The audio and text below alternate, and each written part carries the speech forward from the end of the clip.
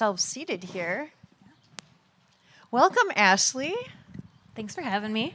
Yeah. Hey, everyone. So in our summer series here, we are slowly looking at our mission statement with more intention. And with that, we have the help of some special guests. And so Ashley is here from Reconciling in Christ. So I thought you could first tell us a little bit about yourself, where you work, and why you're passionate about it. Yeah, absolutely. As Pastor shared, my name is Ashlei Buhrow. My pronouns are she, her, and hers, and I work at Reconciling Works, which is a national nonprofit that is recognized by the ELCA. And we have been around since 1974, working for the welcome, inclusion, and celebration of all of God's beloveds, specifically our LGBTQIA+ siblings. And what that acronym stands for is lesbian, gay, bisexual, transgender, queer, intersex, asexual, aromantic, plus for all other identities not listed. And you might be feeling like that's a lot, and maybe it's unfamiliar, but remembering that this is a conversation about God's beloveds, that each of us have been named and claimed as beloved, and are welcome to God's table. So when we have this conversation, if those acronyms feel big and full and heavy, know that you can take what you can hold in this moment and let go in the other spaces, knowing that this is about caring for all people in the way that we each deserve to be cared for. So Reconciling Works started in 1974 as a way for Lutheran churches specifically to extend invitation and welcome by name to LGBTQI+ people in the full participation of their faith communities. And then in 1983, we started the Reconciling in Christ program as a way for faith communities to have conversation and say, how are we living this out? If we say all are welcome, who is all? Who does all really mean? Because sometimes when we say all are welcome, we can get into this space where it's, well, people who look like me or think like me or talk like me, and we don't realize that we're doing that when we say all are welcome. So taking Jesus' example, calling people by name, even the folks who probably wouldn't have received a name or acknowledgement or recognition, how do we do that in our faith communities in really intentional and authentic ways? Yeah, absolutely. I think that's a huge thing. I even saw that on your website. It says, well, we are a welcoming church. Why do we need to go through this program or learn more? And that's one of the first questions. So probably you've heard that a lot. We have these clunky question videos, if you ever want to look at them, because we get that question quite often. And sometimes we get other really clunky questions because the LGBTQI+ acronym is big and full, but it can feel a little clunky and it changes often. So that means there's always work to be done. And so we get some pretty interesting questions in the office on a regular basis, but knowing that these are questions that everyone has, we're happy to answer them because it helps us be better in relationship with one another. Yeah, and from my understanding is that if you're typically part of a marginalized group that has felt unwelcome in places of worship for various reasons, that because a majority of churches say all are welcome, there's an asterisk that you've experienced where it doesn't include you. And that's my understanding why a church who's intentional about becoming truly, truly welcome and wanting, for example, LGBTQ plus to be comfortable, they go through this program so that they can fully announce that and that the community will know that and not feel like, yeah, but maybe not me. Yeah, absolutely. For people like myself who are a part of the queer community, I think it's important to recognize that there are sometimes moments where I walk into a space and maybe I'm showing up with a partner who is also a woman, and I get not just the normal, there's a new guest and new visitor, and everyone's like, who is that person? You get the head turns. I know we all do it. But I get a different type of head turn, and I get a different type of stare, and I get different types of questions that we wouldn't normally ask other people. And I think that's the moment where this conversation is really important, because for folks who have experienced this pushing out and othering from people of faith, a space in which we should each be welcomed with open arms and embraced, right? Church gets to be this place where all are welcome and truly lived into. But when that hasn't been the case, it takes that extra stance of welcome and healing to say, I know we've done things, we've said things in the past that have hurt and excluded and othered, but we're working on building and mending that relationship. So how do you need to be best seen, named, and cared for? But not just for LGBTQI plus folks. Each of us like to be welcomed in a different way. Even in the most basic idea of, I am not a hugger. I'm a very smiley person, but I'm not a hugger. So hi, everyone. When we meet later, please don't hug me. That is not a rejection of you as individuals. That is just a boundary for myself. And some people like handshakes and some people like verbal greetings, but recognizing that each of us needs something different to be able to feel welcomed in a space. And it's acknowledging those differences and learning those differences that really kind of makes this conversation bigger of like, it's not just about how do we welcome LGBTQI plus people and mend and heal, which is really important, but how do we see that each of us show up in this space needing something different, and that different isn't bad. It's just how do we show up for each other. Yeah, that's something I think we're slowly becoming more and more aware of and getting better at as a society, is realizing how differently we've all been wired on many levels, and to honor how different we are rather than saying, nope, this is the norm, and anything that doesn't fit the norm has to either be like shamed into submission or pretend, mask, as some people have experienced. And I've also learned in the last few years as I've been reading different books, just for example, taking one example, that I didn't realize how often when white people approach a person of color that they want to touch their hair, and how really invasive that feels, and it happens so often, and that's called a microaggression, right? Something small that happens over and over again. And I think the same thing happens with the queer community, that there's things we don't realize we're doing that are intrusive and harmful, and we don't know until someone teaches us. There's always that difference between someone's intent versus their impact. And I think that's something that, as people of faith, it's really important to remember that we're trying to be good people on a pretty regular basis. We feel like good people, and we want to be good to others. And sometimes we don't realize that our good didn't make that other person feel good. So at Reconciling Works, we encourage folks to think about how are we hospitably curious with one another. So whether that's in the questions that we're asking or it's in our actions, how do we have questions and conversations and interactions that help us mutually build relationship? Because people like myself, as someone who identifies as queer, and I don't think I said this, queer is a word of affirmation and liberation within the LGBTQI plus community, knowing that for generations it's held other meanings, but that word is something that's reclaimed by the LGBTQI plus community. So it's an identity, or it's how the whole community can be referred to at times. But for folks like myself, I get asked some weird questions about my body and how my body is in relationship with other people's bodies. And y'all, those aren't questions that we would ask anybody else. But for some reason, because I have this otherness that you might not know enough about, I get asked these really weird questions about like, well, what happens behind closed doors, ... And I'm like, y'all, if you asked your grandma that, what would the face be that she gave you? Because I guarantee it wouldn't be of like, yeah, let's have this conversation right now. Mm-hmm. And knowing that we all have different levels of relationship with one another. Mm-hmm. So there are stories that I'm comfortable telling people who are close to me and that I've created that trust with.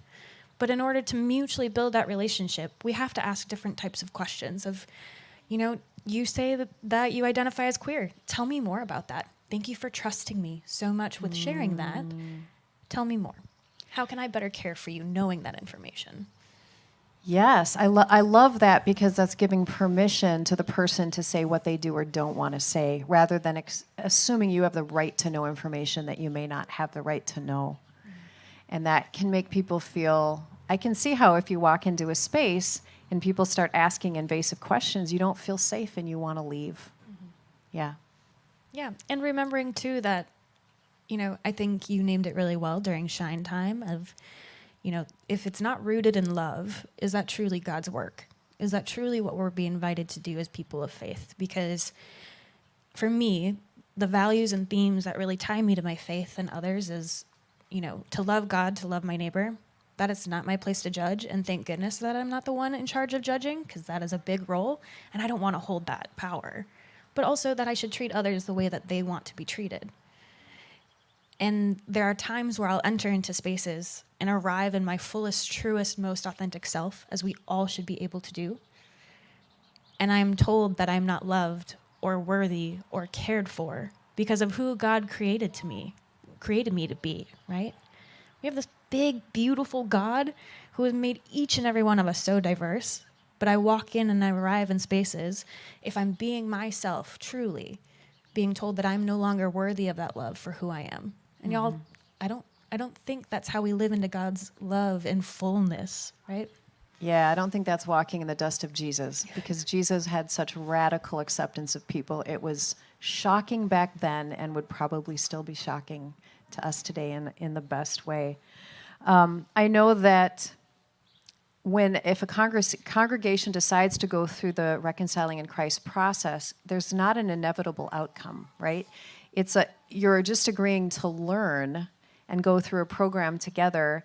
And at the end, correct me if I'm wrong, at the end, the congregation votes if they want to be officially designated as an RIC church, which then is a kind of like a signal to people in the LGBTQ community that this church has done the work and they're safe.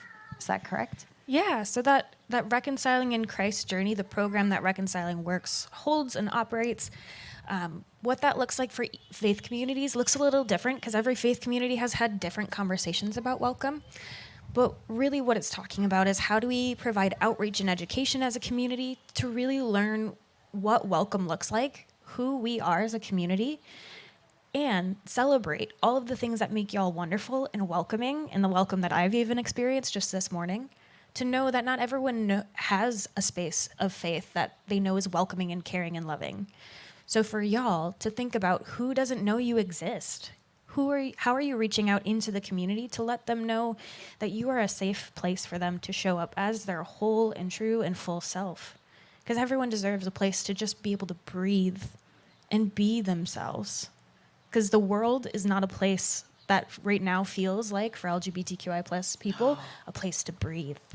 If home isn't a place that's safe, if school isn't a place that's safe, if work isn't a place that's safe, y'all, church should be that space where the waters of your baptism just wash away the world around you, and you get to be loved. And through that journey, you have conversation about how do we do this intentionally? How do we see people in their fullest and do the work to prepare for those folks? And then at the end, we call it a Reconciling in Christ journey because there's always work to be done. So even once you get to that point of voting, there's always new milestones to set because welcome isn't really just a checklist item. That is a lived embodiment of who y'all are as a community together. But one of the kind of key tasks of the RAC journey is to create a welcome statement that very clearly and explicitly names who is welcome in your space. So calling folks out by name, people of every sexual orientation, of every gender identity, of every gender expression, of every race, age, ability and disability, marital status, neurodiversity, the things that make us unique and special. Even if it's things like one of our partners just created their welcome statement and they know that their church has, their population is about 70, 80 plus is typically their average age group of their church. And they said, so whether you're a believer or a doubter or just trying to make grandma happy, because that's how they talk about being welcoming to folks. Of like, we know that lots of y'all are just trying to make grandma happy while you're here. So welcome statements are the ways in which you get to share your community with others, but extend that invitation very clearly and intentionally. And in a personal way, you basically, who do we want to be? Who do we feel that we can be in our fullest, but then kind of do those extra steps of intentionality to make sure that we're putting our mouth where, or what do you say? Money where your mouth is. Money where your mouth is, yeah. Yeah, imagine if you invited me over for dinner, okay? And I show up, and the first thing you ask me is, what are you making? Right? Sometimes that's how it feels going into a church that says like, yeah, we're welcoming, all are welcome. And I show up and they're like, we haven't done the work to know how to welcome people like you. Sorry, tell us what to do. And so it's also that intentionality of like, this is an invitation of welcome, but it's also a tool of accountability. If we say that we're welcoming in these ways, how do we live that out? How is that becoming not only this invitation, but action too? I see a lot of welcome as being linked because, how do I want to say this?